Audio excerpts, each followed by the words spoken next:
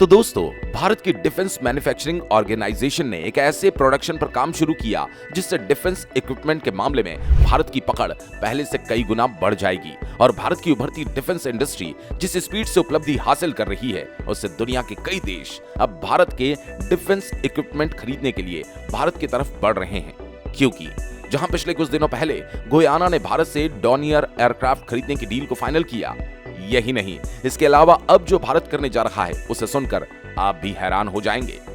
दरअसल हाल ही में एक खबर आई कि जो पाकिस्तान के पास एडवांस JF-17 थंडर एयरक्राफ्ट है उसके इंजन भारत खुद डेवलप करने जा रहा है। और आपको बता दें कि जो पाकिस्तान के पास एयरक्राफ्ट है ये कोई छोटा मोटा एयरक्राफ्ट नहीं है, बल्कि एक लाइट वेट सिंगल इंजन वाला मल्टी रोल कॉम्बैक्ट एयरक्राफ्ट है जिसमें RD-33 इंजन का उपयोग किया जाता है, जिसके डेवलपमेंट के लिए हिंदुस्तान एरोनॉटिक लिमिटेड ने रूस के साथ एक AOD एग्रीमेंट कर लिया है। अगर पाकिस्तान के पास मौजूद JF-17 थंडर एयरक्राफ्ट की बात की जाए तो इसे पाकिस्तान ने अपने दोस्त अजरबैजान से खरीदा है, लेकिन जो इसमें एडवांस पावर वाले इंजन का उपयोग किया गया उसे भारत की डिफेंस मैन्युफैक्चरिंग कंपनियां डेवलप करने पर काम कर रही है, जो कि भारत की बढ़ती डिफेंस इंडस्ट्री के लिए मील का पत्थर साबित होने वाली है।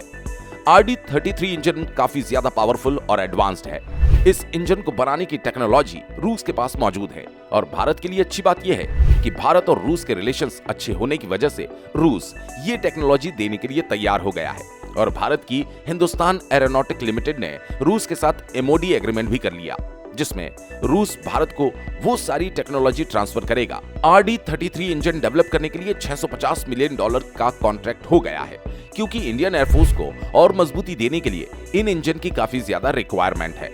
हालांकि देखा जाए तो हिंदुस्तान एरोनॉट लिमिटेड के लिए RD-33 इंजन डेवलप करना एक चैलेंज भरा था, क्योंकि इसे डेवलप करने की टेक्नोलॉजी अभी तक भारत के पास नहीं थी, लेकिन अब इसकी टेक्नोलॉजी को रूस से लेकर भारत में डेवलप करने की तैयारी चल रही है। और ऐसा पहली बार हुआ जब रूस किसी इंजन की टेक्नोलॉजी को पूरी तरह से डेवलप करने के लिए भारत को ट्रांसफर कर रहा है। वैसे यदि हम चाहे तो इस इंजन को डायरेक्टली रूस से भी खरीद सकते हैं, लेकिन यदि हम रूस से इस इंजन को खरीदते हैं तो इसकी जो रिपेयरिंग है वो भारत में नहीं हो पाएगी और उसकी कॉस्ट भी ज्यादा लगेगी, जबकि इसे भारत में खुद डेवलप किए जाने से इसकी रिपेयरिंग भारत में हो जाएगी।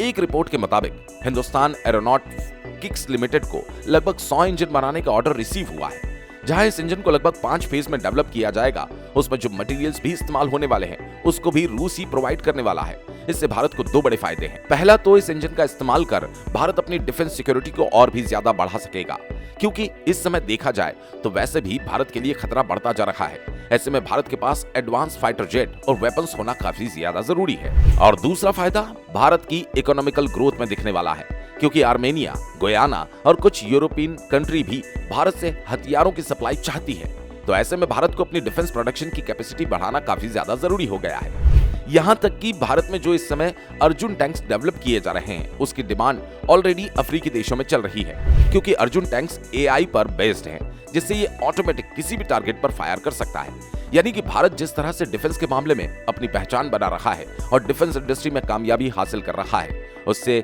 आने वाले समय में क्या Bharat number 1 defence exporter country बन पाएगा या नहीं, इस पर आप लोगों की क्या राय है, कमेंट करके जरूर बताएं।